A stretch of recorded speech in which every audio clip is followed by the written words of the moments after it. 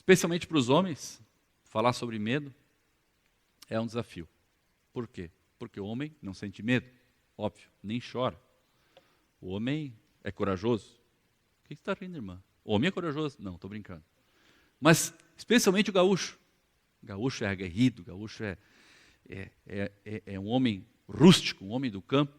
E tem um caso, então, de um gaúcho que estava com seu cavalo ali perto do Alegrete, no entardecer, troteando pelo acostamento, e ele, como homem do campo, bem pilchado ali, vestido a caráter, e estava indo com seu cavalo para casa, e naquele entardecer, troteando pelo acostamento, de repente o cavalo deu uma corcoviada e saiu do acostamento e foi para o asfalto, e exatamente naquele momento que aconteceu aquilo, que o cavalo foi para o asfalto, passa uma patrulha da Polícia Rodoviária Federal, uma daquelas caminhonetes maiores, bate no cavalo, e eis que cai então o Gaudério para um lado, cai o cavalo para o outro, o homem caiu lá dentro do matagal, todo esgualepado, o cavalo caiu no asfalto, e aquela polícia parou então, um pouco assustada, né, pelo que estava acontecendo, e desceram então 2 policiais. Um policial foi até o cavalo e o outro foi atender o gaúcho que estava atirado no acostamento, lá embaixo do matagal. E o gaúcho se machucou muito, né? Cabeça sangrando, e braço quebrado, perna torcida, levou um daqueles fortes, né? E o fato é que ele observou então que o policial foi até o cavalo, chegou perto do cavalo, o policial olhou o cavalo, deu uma examinada, sacou da arma e deu 2 tiros na cabeça do bicho. O gaúcho ficou apavorado e o policial começou a vir ao encontro do gaúcho, com a arma ainda ali, saindo fumaça do cano, e perguntou, olhou para o gaúcho e disse assim, tudo bem com o senhor? Ele levantou rapidamente assim, tudo bem, nunca me senti tão bem em toda a minha vida, e saiu caminhando pelo acostamento. Então o homem não sente medo, pode estar todo quebrado, fica de pé e segue em frente. Esse é o estereótipo que nós temos de um homem, né? Nós nascemos já descobrindo que nós temos que conquistar espaço, temos que ser corajosos, temos que ser fortes, temos que ser destemidos, temos que ser tudo de bom, e quase não tem espaço para a gente ser a gente mesmo no nosso dia a dia. Com as mulheres também acontece isso, né? A gente tem que ser ótimo em tudo que a gente faz. Medo é uma coisa interessante, se você olhar no dicionário, medo tem a ver com o sentimento que você tem a respeito de alguma coisa que você perdeu o controle, alguma coisa inédita, alguma coisa nova, alguma coisa que te assustou, né? E tem a ver também com um efeito que faz em você de psicologicamente você fica afetado e fisicamente até afetado. Aquilo ali mexe contigo. Alguns, quando levam um susto ou são expostos ao medo, ficam paralisados, ficam congelados. Outros reagem, né, de uma forma destrambelhada e acabam fazendo uma confusão, porque a gente nunca sabe como a gente vai reagir. Mas, de um modo geral, o medo meio que trava a gente, meio que paralisa a gente. A Bíblia fala de 2 tipos de medo. O primeiro é o medo negativo, o medo ruim. É esse sentimento que, de fato, deixa a gente triste, deixa a gente paralisado, deixa a gente meio congelado diante da situação. E todas as vezes que a gente olha na Bíblia esse medo, a respeito desse medo, que a Bíblia ensina sobre esse medo, a Bíblia desencoraja a gente a ter esse sentimento. E a Bíblia sempre diz que Deus vai estar com a gente, que Deus vai nos proteger, que Deus vai nos guiar, que Deus vai nos suprir e dirigir. Então esse medo, sentimento, esse medo ruim,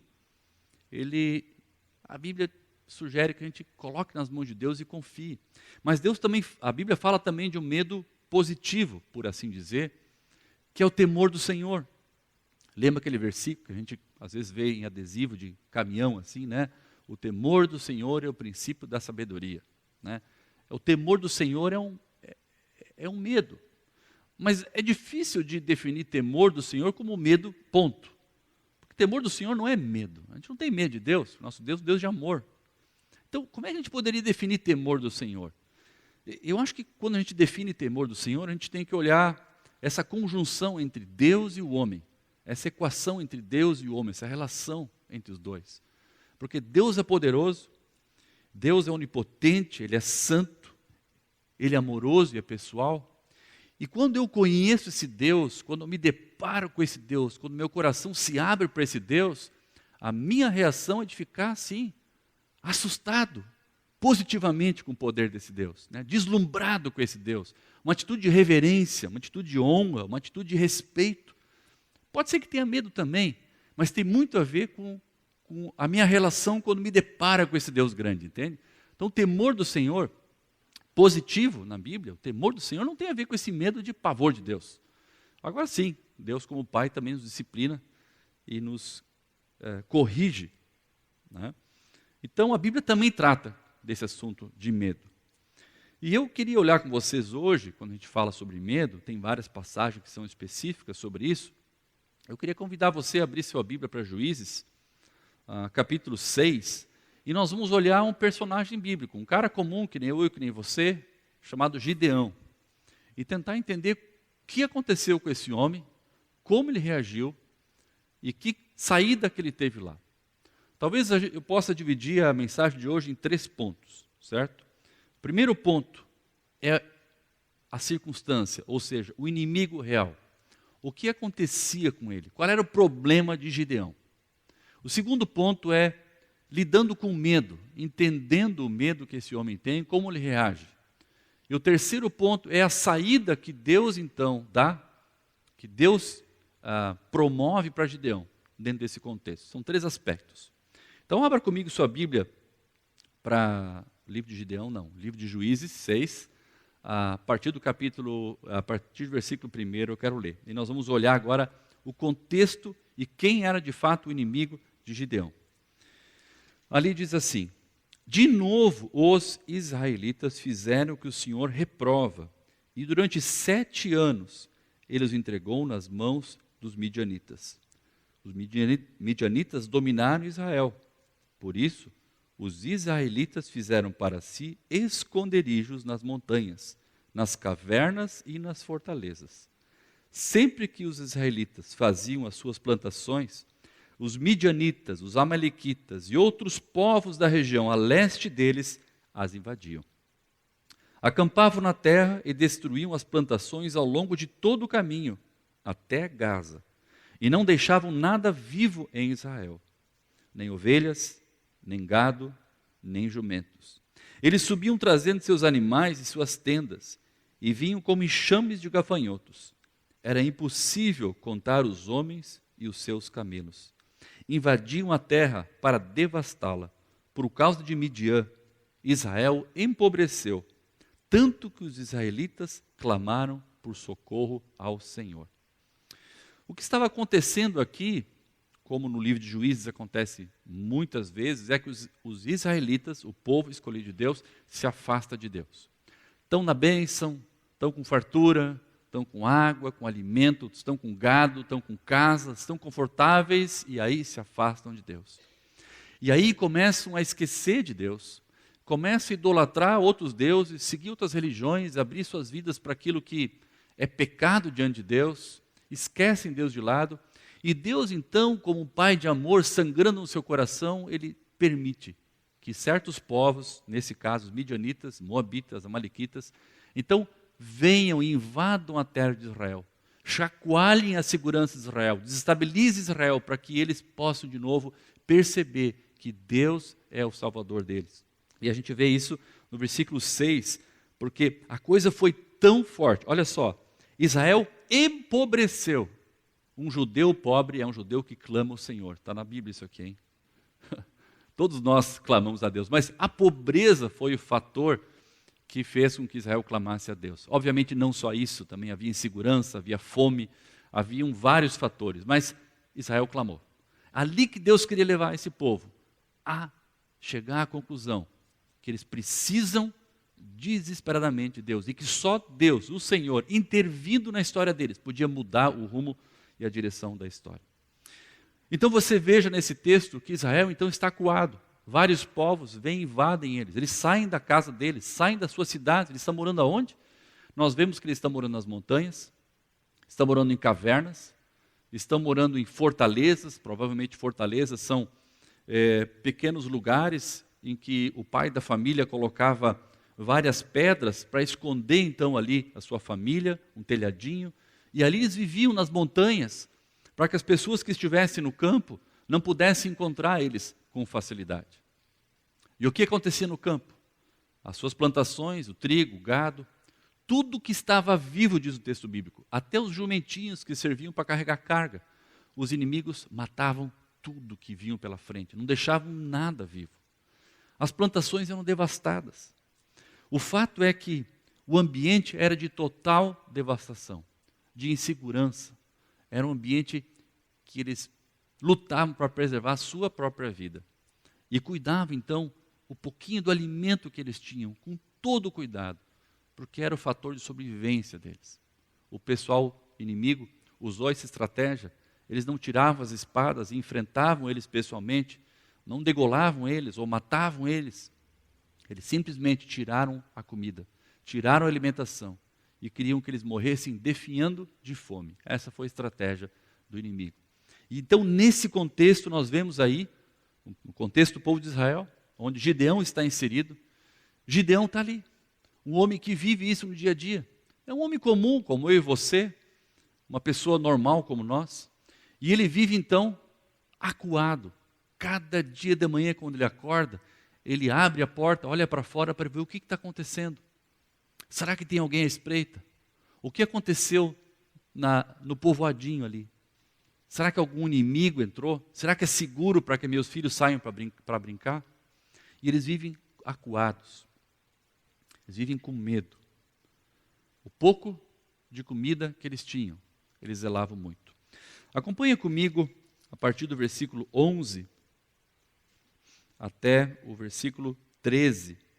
Ali nós vamos ver como esse homem estava com medo. Até agora nós vimos o que realmente amedrontava ele, o inimigo dele, o problema que ele tinha.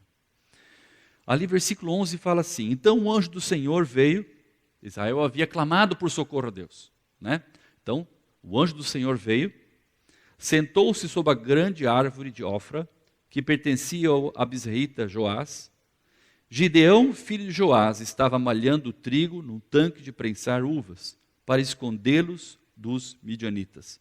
Então o anjo do Senhor apareceu a Gideão e lhe disse: o Senhor está com você, poderoso guerreiro. Ah, Senhor, Gideão respondeu, se o Senhor está conosco, por que aconteceu tudo isso? Onde estão todas as suas maravilhas que os nossos pais nos contam? Como dizem, não foi o Senhor que nos tirou do Egito? Mas agora o Senhor nos abandonou e nos entregou nas mãos de Midian. Aí aparece Gideão, e o anjo do Senhor vai saudar ele, e vejam onde esse homem está.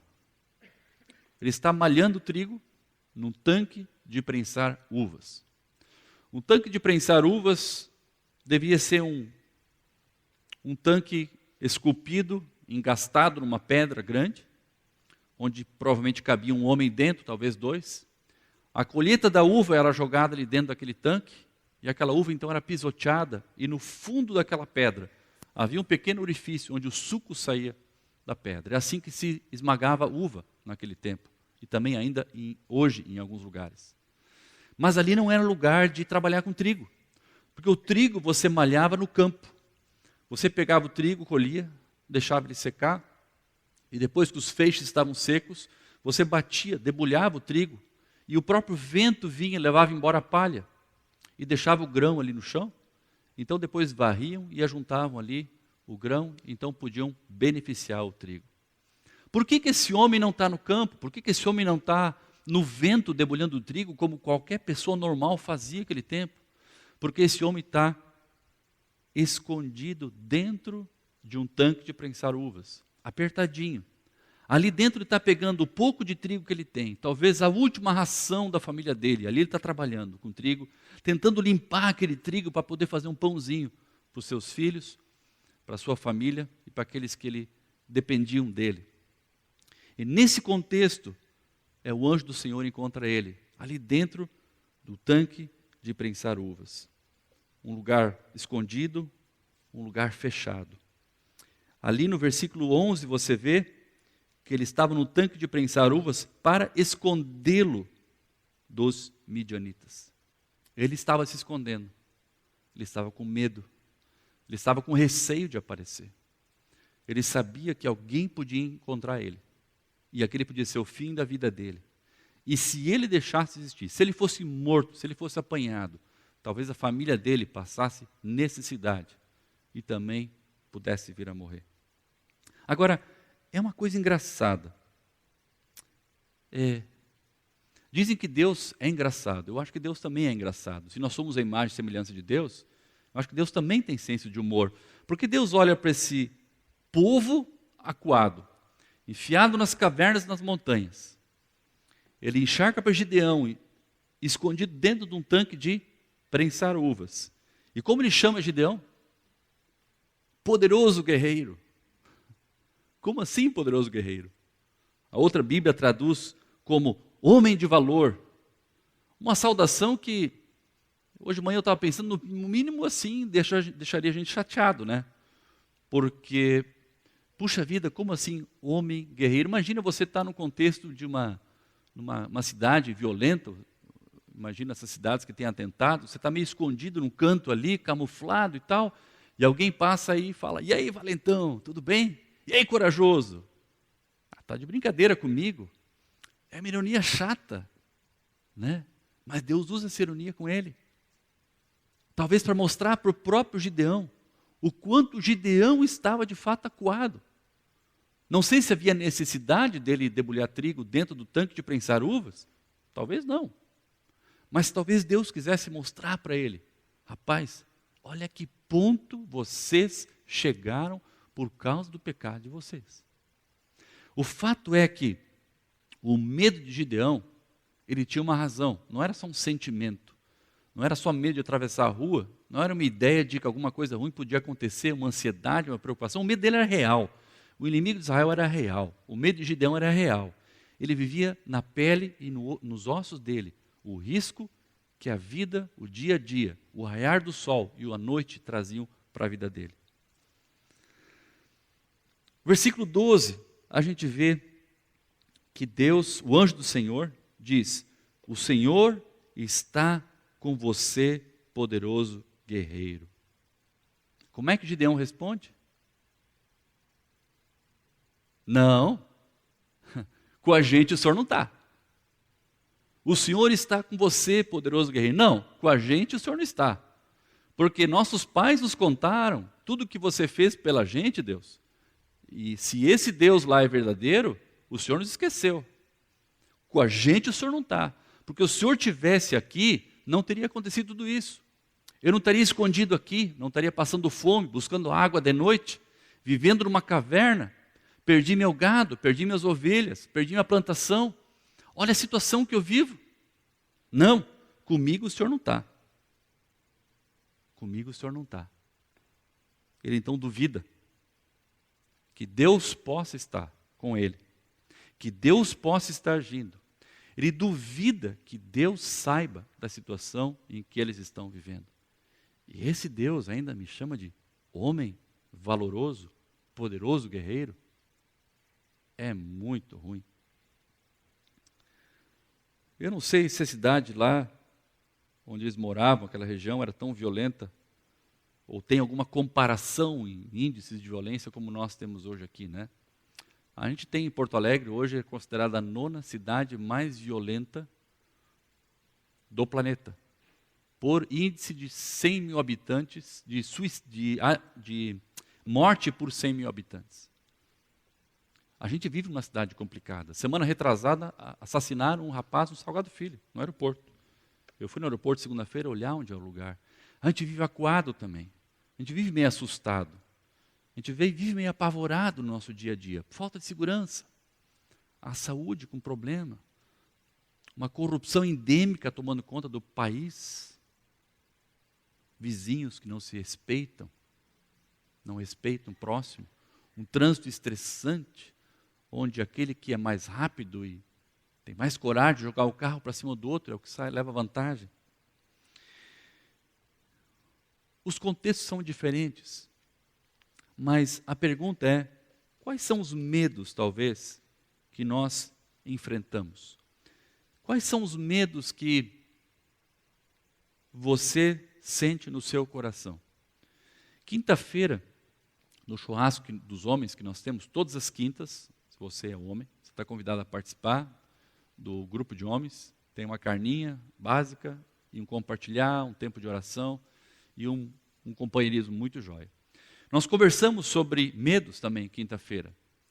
E é interessante porque, pelo menos nós, os homens, não sei se nós já pensamos nessa categoria. O que realmente me amedronta? Será que eu tenho algum medo na minha vida? De que eu tenho medo? Não sei se alguém já me fez essa pergunta. Não sei vocês, meninas, vocês têm medo de alguma coisa? Vocês talvez tenham assim, a alma um pouquinho mais aberta para conversar sobre isso entre vocês, mas nós não, porque o homem é valentão, o homem é forte, o homem tem que ser vencedor, medo. Mas que barbaridade, está falando de quem? De mim não. E foi difícil a gente desenvolver um pouco ali, porque a gente não pensa muito nisso. Então, estava pensando, de que um adolescente poderia ter medo? Né? Talvez de não ser aceito no grupo dele. O adolescente está crescendo, os meninos com testosterona sendo injetado ali, as meninas progesterona, aquele florescer, né, da juventude. O que as meninas têm medo? O que os meninos têm medo? Talvez medo de não ser aceito no grupo, de não fazer parte do grupo. Talvez aquelas espinhas, né, que nascem, aquela vergonha de estar no grupo. Um olha torto, aí tu já pensa, ai, ele me achou feio. Talvez os jovens tenham um pouco de receio de ficar sozinhos, dependendo da idade, os meninos e as meninas, os jovens e as moças. Ah, eu tenho receio de ficar sozinho. Será que Deus vai me dar um companheiro, vai me dar uma esposa? Será que Deus vai me dar um marido? Por que será que fulano e ciclano têm namorado e namorada e eu não tenho? Não tenho. Talvez isso possa gerar um pouco de receio em você na vida. Quanto aos homens, a gente fez uma listinha quinta-feira que eu queria passar para vocês e depois talvez as mulheres possam pensar nessa categoria de medo também. Medo do desconhecido. Acho que isso é para todos nós, né? Aquilo que nós não conhecemos. Às vezes temos receio. Eu, por exemplo, gosto muito de comer uma comida diferente, em restaurante diferente, viajar para lugares diferentes.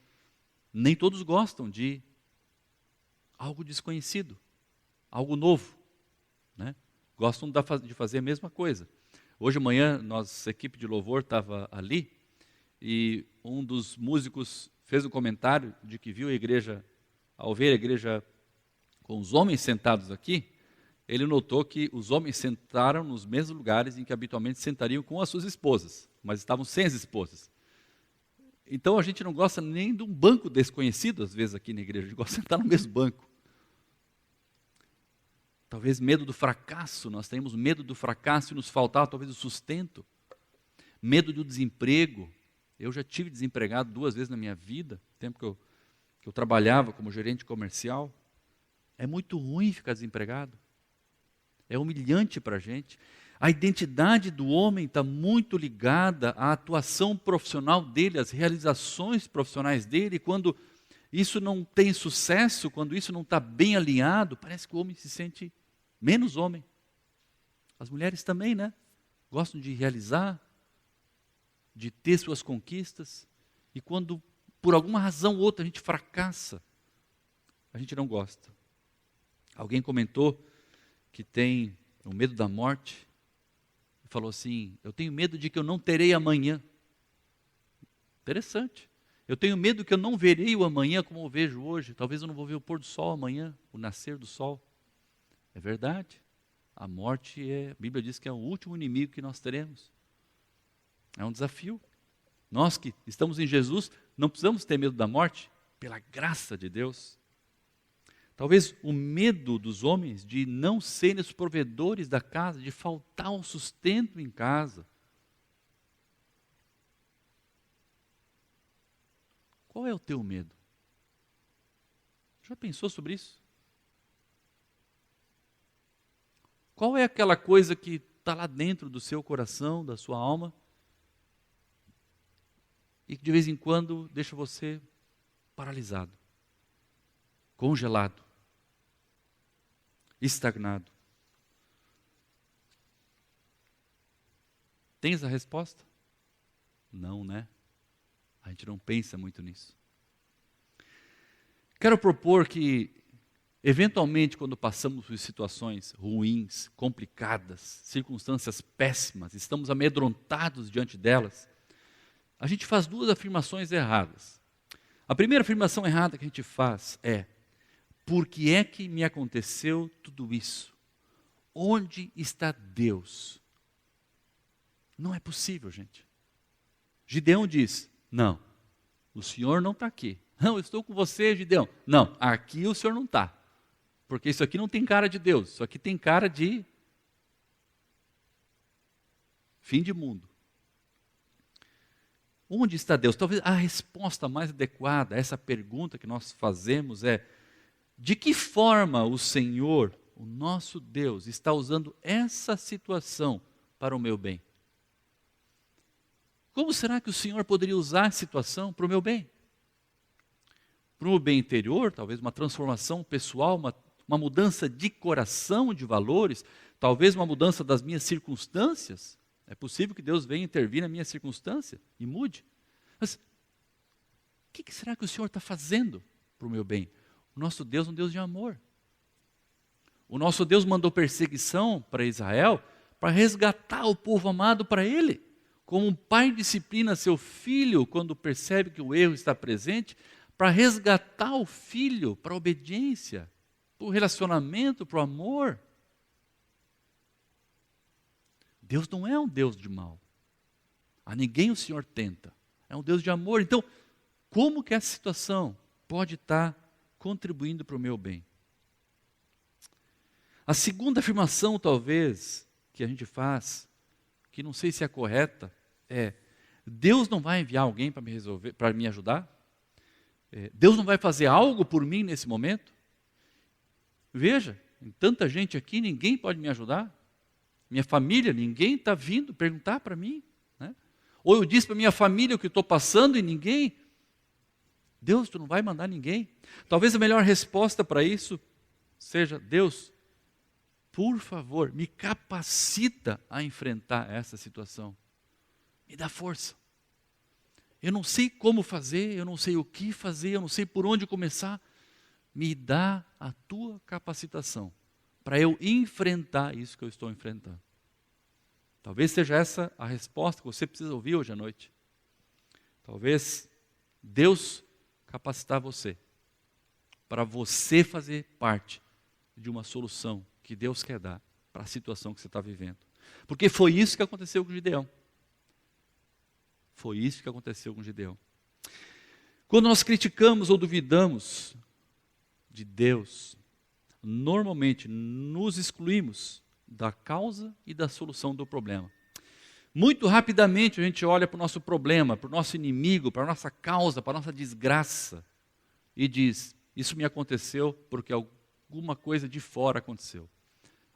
Culpa do ciclano, culpa do fulano, culpa da situação, culpa da crise, a gente culpa todo mundo. Mas a gente não olha para nós e faz a pergunta: será que eu fiz alguma coisa errada? Israel estava fazendo. Gideão era de Israel. Gideão estava vivendo em pecado. E quando nós criticamos ou duvidamos de Deus, dificilmente nós também entendemos que talvez Deus queira nos fazer parte da solução do problema. A gente acha que Deus tem que resolver, porque o problema está lá, então Deus, lida com aquela pessoa. Deus, aqui o problema, lida com aquela pessoa ali. O Senhor tem que resolver o problema. Afinal, eu sou uma vítima. Até esse momento, gente, nunca tinha passado pela cabeça de Gideão que ele podia fazer parte daquilo que Deus queria fazer de maravilhoso no povo de Israel. Gideão não passava pela cabeça dele isso. Não tinha ideia. Agora, veja, nós olhamos o primeiro aspecto: havia um problema. tinha uma situação real. Haviam tensões reais ali que eles viviam. Segundo, nós vimos que esse homem estava acuado, o povo estava acuado, e esse homem, então, foi pego pelo anjo do Senhor, pelo próprio Deus, escondido, trabalhando ali escondido. O terceiro aspecto que eu quero trazer para vocês essa noite é que saída que Deus trouxe para essa situação. Como que Deus lidou com essa situação? Como que Deus ouviu o clamor de Israel? E o que Gideão tem a ver com essa história toda? Então acompanhe comigo, novamente no capítulo 6 de Juízes, os versículos de 14 até 16. Ali diz assim: o Senhor se voltou para ele e disse: Gideão, com a força que você tem, vá libertar Israel das mãos de Midian. Não sou eu quem o está enviando? Aí Gideão responde: ah, Senhor, como posso libertar Israel? Meu clã é o menos importante de Manassés e eu sou o menor da minha família. E aí o Senhor diz: eu estarei com você e você derrotará todos os midianitas como se fosse um só homem. Deus queria usar Gideão. Deus olha para Gideão no versículo 14 e diz: Gideão, vai e liberta. Deus dá uma ordem para ele: vai, Gideão, liberta aquelas pessoas. Libertar? Eu não tenho espada, eu tenho um feixe de trigo na minha mão. Eu estou morrendo de medo, Deus, eu tenho que dar de comida para minha família. Como assim? Esse Deus está maluco. De onde vem essa ideia? Eu. E aí Gideão responde no versículo 15, como é que eu posso libertar? Meu clã é menor, minha família é pequena, ou seja, eu sou incapaz. Eu não. O Senhor está falando com a pessoa errada. Errou o endereço. Não é comigo. Tem alguém por aí que pode ajudar.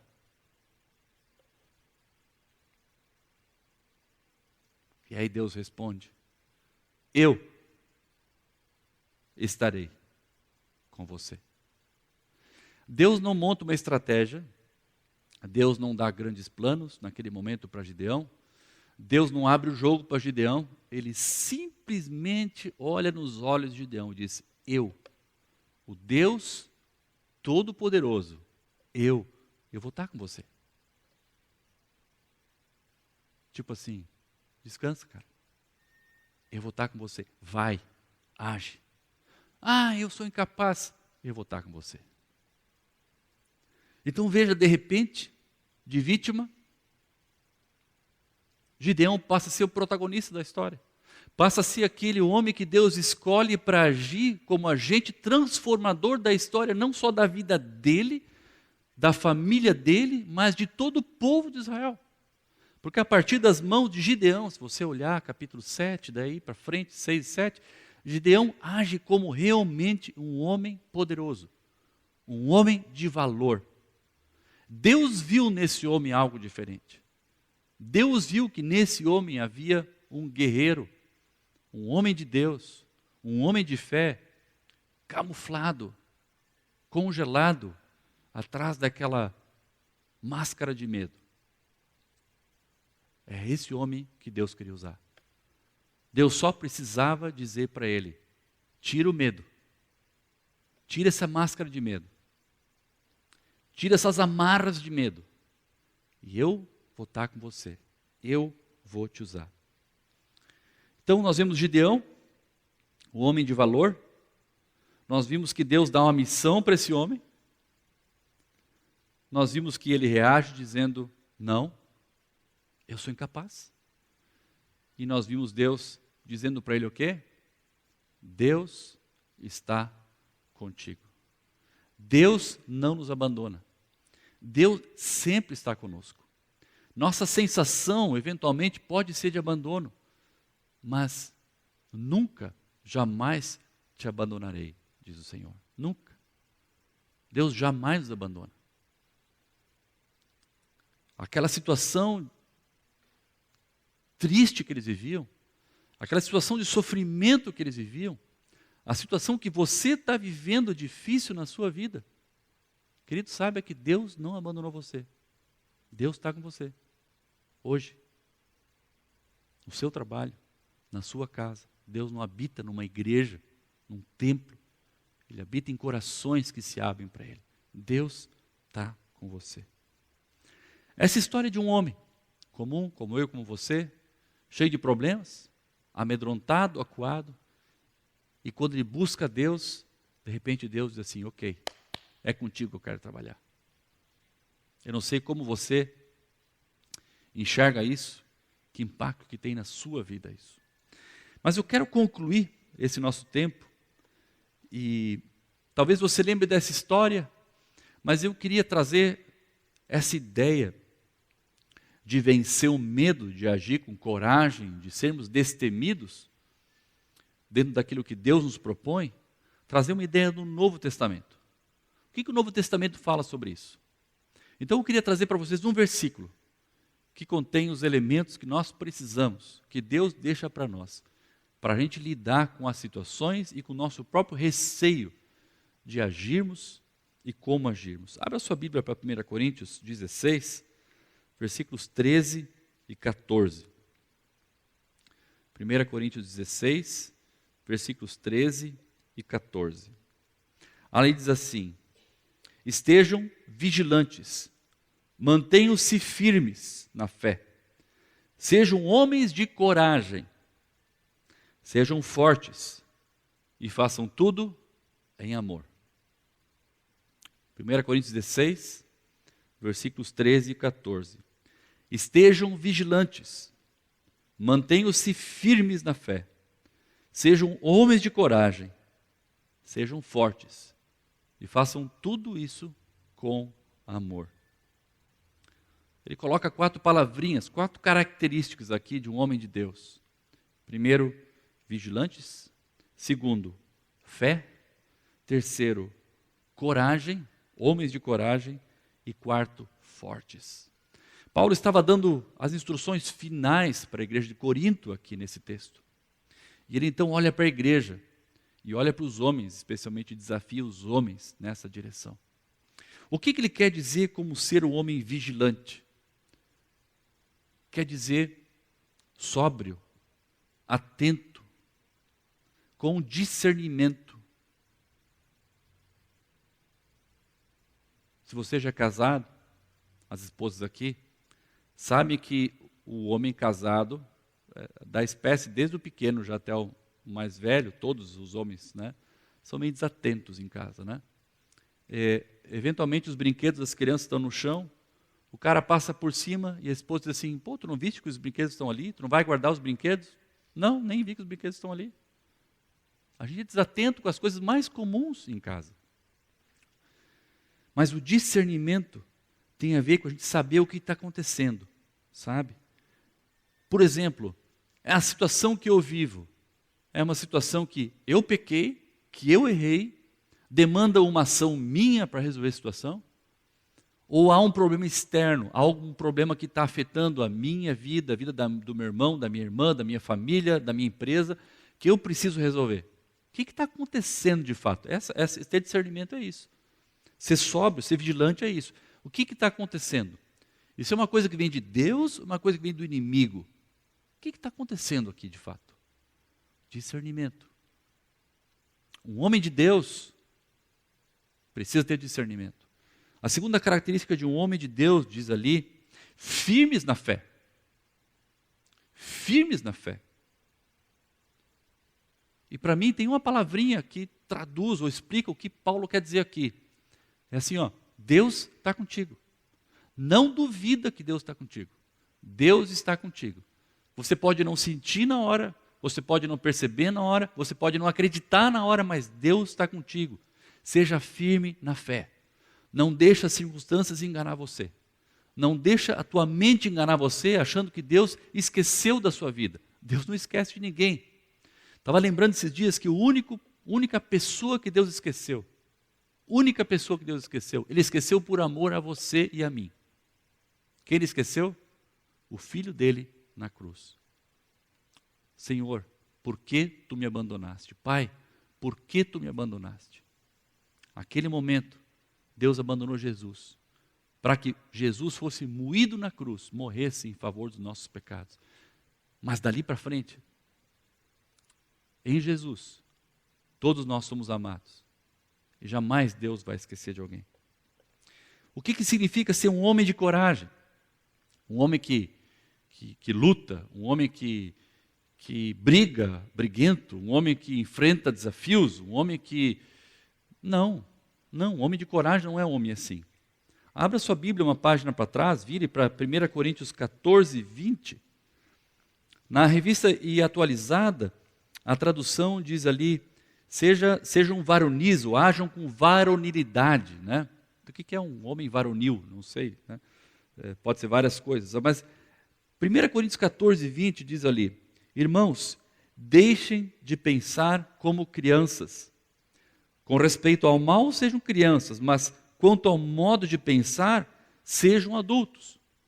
Veja, Paulo tem 2 ensinos aqui. Quanto à pureza, quanto à malícia, nós devemos ser como crianças. Nós devemos ser puros, diz aqui. Mas não é esse o nosso tema. O que Paulo está dizendo aqui é que nós devemos deixar de pensar como crianças. Crianças agem de uma forma impensada, agem de forma impulsiva, agem de forma... Não é para agir assim. É para a gente ser sóbrio, vigilante, entender o que está acontecendo. É para a gente ter fé em Deus. Deus precisa fazer parte da nossa história, dos nossos princípios, da nossa conduta. E a gente deve ser maduros. Homens de coragem são homens maduros na fé. E maduro na fé não tem a ver com ter cabelo branco. Você pode ter 70 anos e ter cabelo branco, você pode ter 80 anos e ter cabelo branco, você pode ser imaturo na fé. Pode ter um jovem de 15 anos maduro na fé. E você pode ter um senhor de 70 anos imaturo na fé. Maturidade tem a ver com conhecer o coração de Deus. Maturidade tem a ver com amar a Deus. Maturidade tem a ver com entender os princípios de Deus para a sua vida. Então seja um homem de coragem. Então, quando ele fala de homem de coragem, é isso. Haja como um homem maduro, não haja como um menino que é imaturo, egoísta, inconsequente, atrapalhado. Homem de coragem tem a ver com isso. Eu gosto de lembrar também, sempre quando a gente fala de coragem, que coragem não é ausência de medo. Existe um medo positivo. Dizem que existe um medo que lida com a preservação de todas as espécies, né? Um animalzinho, por exemplo, quando o inimigo aparece lá, o predador, ele tem medo, ele reage instintivamente e sai. Não sou expert para saber se é o mesmo mecanismo de medo que opera no nosso coração, mas para nós o medo é bom. Porque, por exemplo, medo de altura. Se eu não tivesse medo de altura, se ninguém tivesse medo de altura, nós íamos estar caminhando ali no Itembezinho.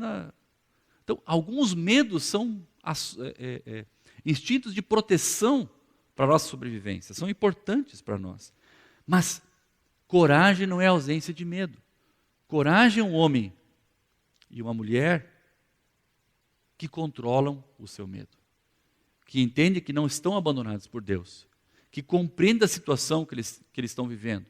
E eles então controlam essas emoções bagunçadas de medo e agem corajosamente como homens de fé, de coragem, com o discernimento na direção certa. Então, coragem não é não ter medo, é lidar com o medo, é controlar o medo, é lidar com ele. E por fim, ele diz que nós devemos ser homens fortes. Ou seja, sejam fortalecidos, como diz a outra tradução. Quem nos fortalece, queridos, é Deus. Força não vem da gente, vem de Deus.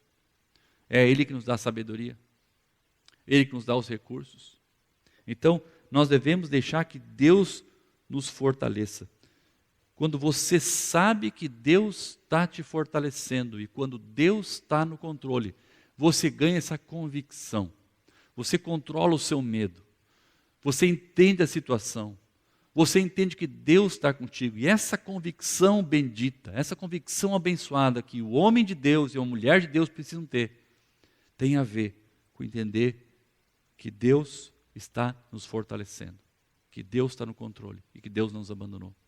Agora, nós devemos ser vigilantes, devemos ter fé, devemos ser homens e mulheres de coragem, devemos ser fortes, e a Bíblia diz que em tudo isso, o amor deve nos envolver. Porque se o amor não estiver presente nisso tudo, vai acontecer muita confusão. Porque o amor lubrifica esses elementos. O amor, ele entra como se fosse um óleo assim, né? Lidando com as partes, com os atritos, com as expectativas, com o próximo, com a situação. E ele então nos dá o tom certo, o tempero certo que nós precisamos para agir dessa forma. Se não fosse o amor, provavelmente nós não valorizaríamos tanto a atitude do outro, o bem-estar do próximo, mas quereríamos resolver nossa situação, pelo nosso jeito, por nosso bem-estar. O último texto que eu quero que você abra é 1 Pedro 4, versículo 8, que ele fala sobre amor. E Pedro está dizendo várias coisas ali para os cristãos, e ele termina dizendo assim: sobretudo, amem-se sinceramente uns aos outros, porque o amor perdoa muitíssimos pecados. Sobretudo, amem-se sinceramente uns aos outros, porque o amor cobre multidões, ou perdoa multidões de pecados. O amor é o vínculo que nos mantém unidos. O amor é o vínculo que traz o respeito nos nossos relacionamentos. O amor é o vínculo que faz com que o outro seja tão importante ou mais importante quanto eu. O amor precisa nos cercar em tudo isso que nós somos. Um homem e uma mulher corajosos, um homem e uma mulher que vencem o medo, são homens e mulheres que entendem esse amor de Deus por mim e agem então com discernimento, agem com fé, agem com coragem e com a força que Deus dá, demonstrando também em todas as suas ações, em tudo que falam, em tudo que fazem, em tudo que planejam, o amor. Acima de tudo, o amor.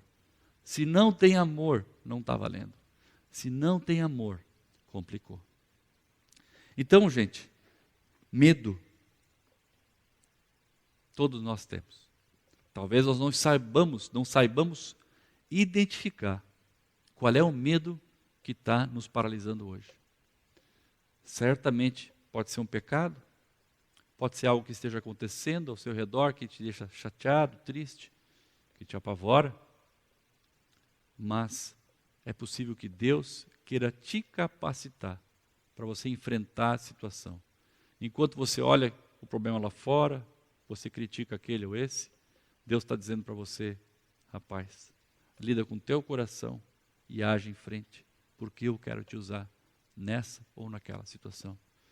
Não sei o que Deus está falando para o seu coração, mas certamente tem alguma coisa que hoje Deus tocou o teu coração, nesse exemplo que nós temos de Gideão.